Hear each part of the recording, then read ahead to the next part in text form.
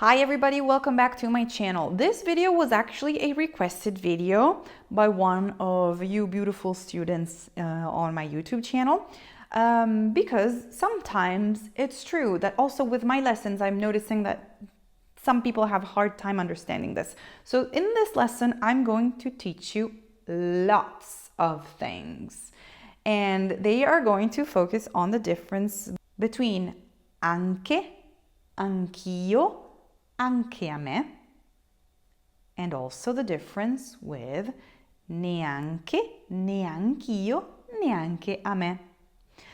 So it's going to be a rich lesson full of information that is always available also on my PDFs that you can download for free by clicking on the link below, or if you want to read all this, you can also read it on my blog page at italianlanguagehub.com.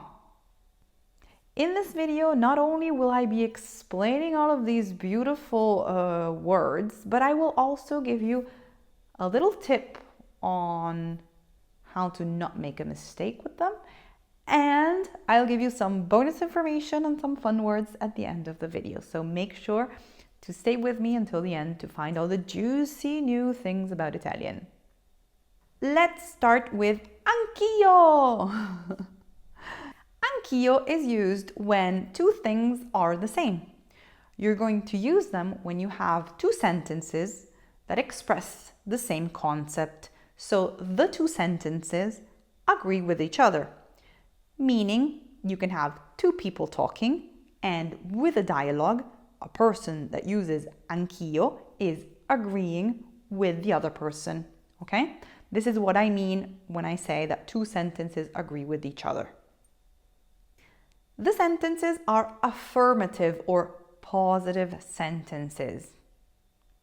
And they can translate to me too, same here, so do I.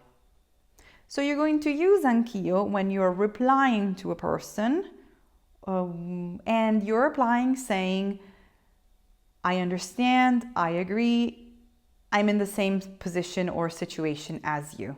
For example, look at this very quick little dialogue. You have two people speaking here. The first one says, Oggi vado in palestra. The second one can reply, Anch'io, saying, oh, yeah, I'm doing the same thing. Okay, so you notice that these two sentences agree with each other. Let's look at the second sentence, more of a sentence, a little dialogue. You have two people. The first one says, Ho sete.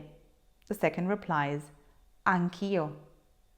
Once again, two people are basically saying the same thing. The first one says, I'm thirsty, and the second one says, oh, me too. So I agree with you because I too am thirsty. As you notice, the sentences are affirmative, meaning positive. They don't have a non or a not. Okay, that's what I mean when I am saying that they're affirmative, positive sentences. What about anche? Anche means to or also.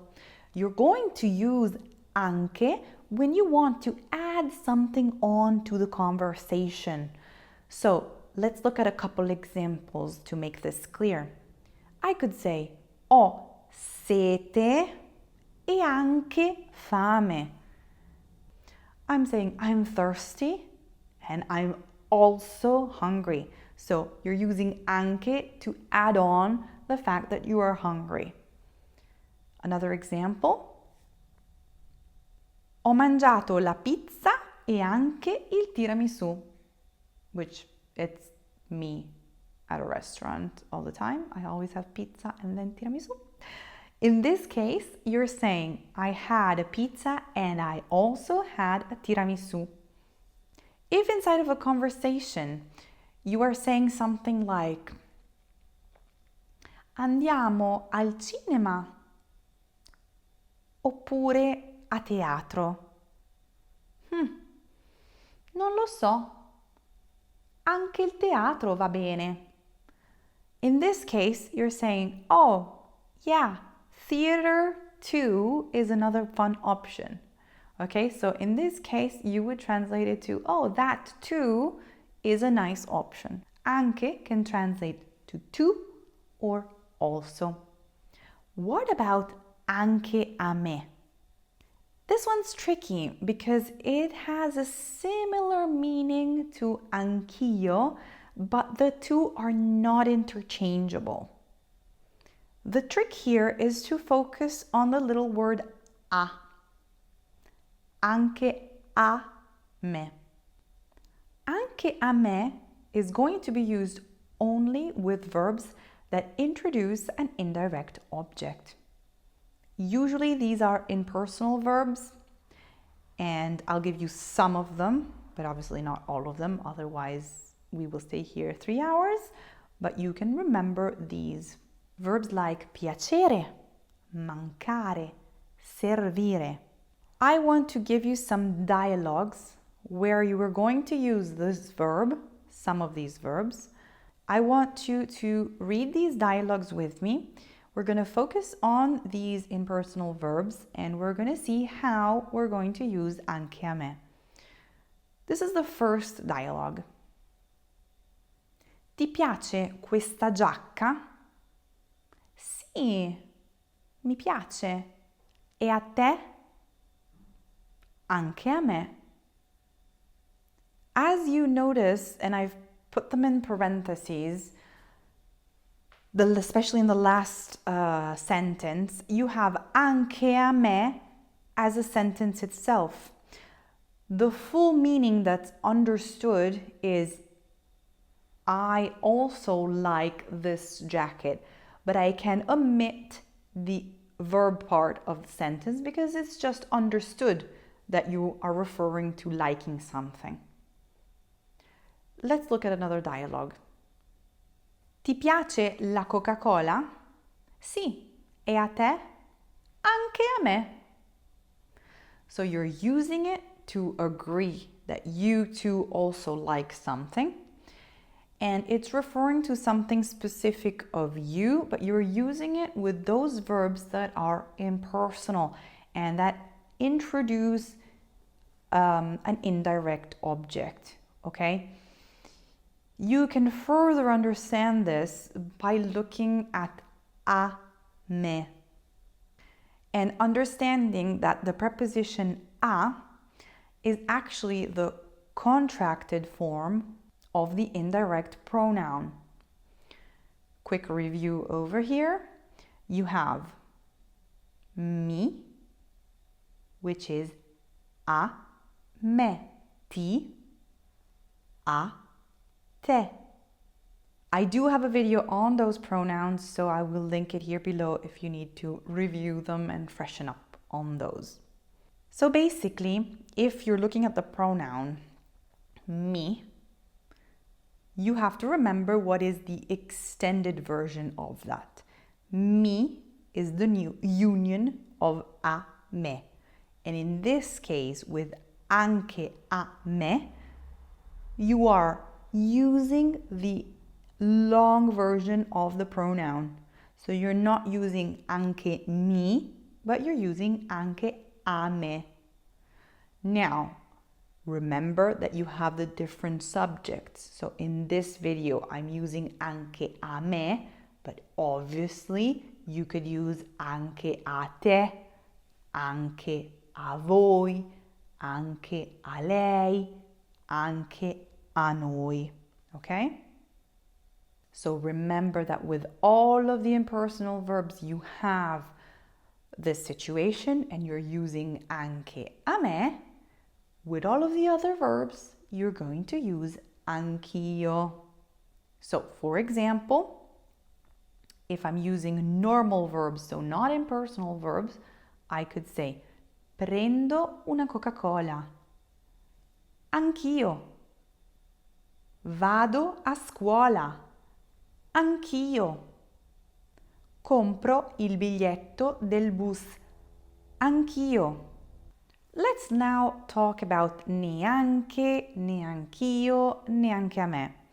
As you probably have already guessed, the use of this is quite similar. So the rules are very similar to anche, anch'io, anche a me.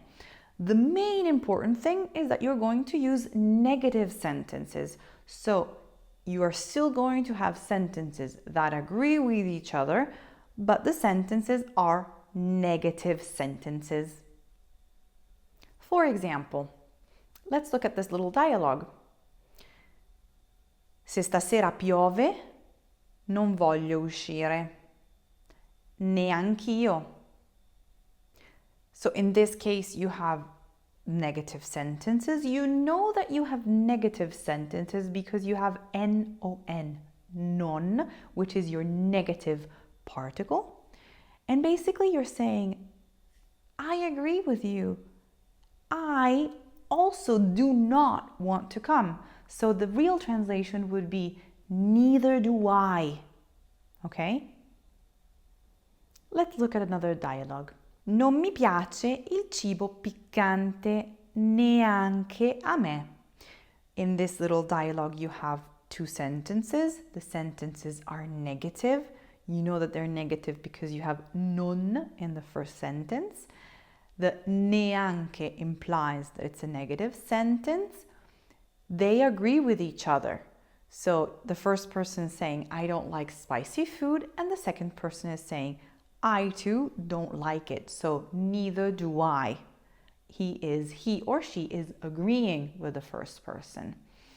You're using the version with a me, so you're using neanche a me because you have the verb piacere. Piacere is one of those verbs that introduces an indirect object, and it's an impersonal verb, just like we said before. So, as you can imagine, if I said that anch'io and anche a me cannot be interchanged, neanch'io, neanche a me follow the same rule. So, neanche a me will be used with verbs that introduce an indirect object, so those impersonal verbs, and you can have sentences like these. Non mi piace la Coca-Cola, neanche a me. Ti serve l'ombrello? No. E a te? Neanche a me.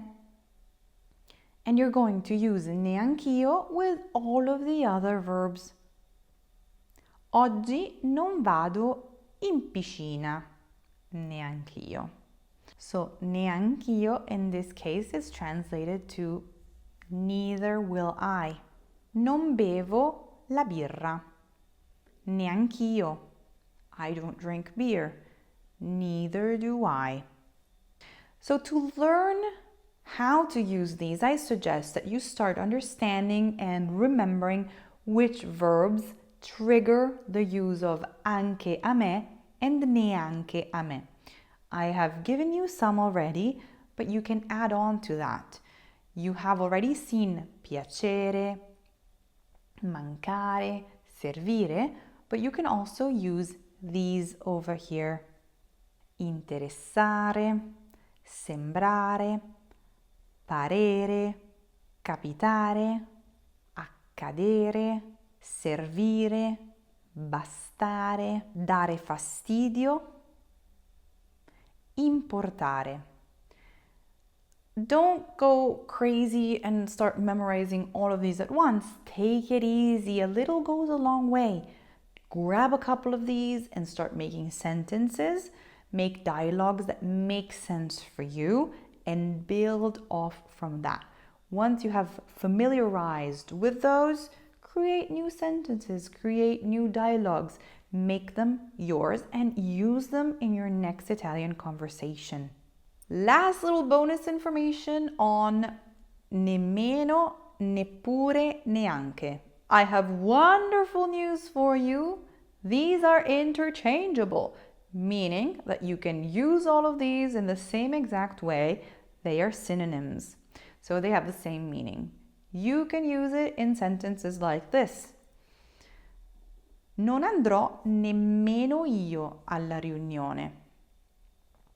Non andrò neppure io alla riunione.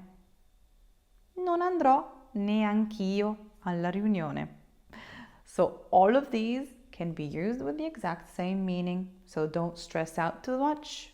use them, know what they mean, and have fun with them. Okay, this is it for today. See you next week. Un bacio. Ciao.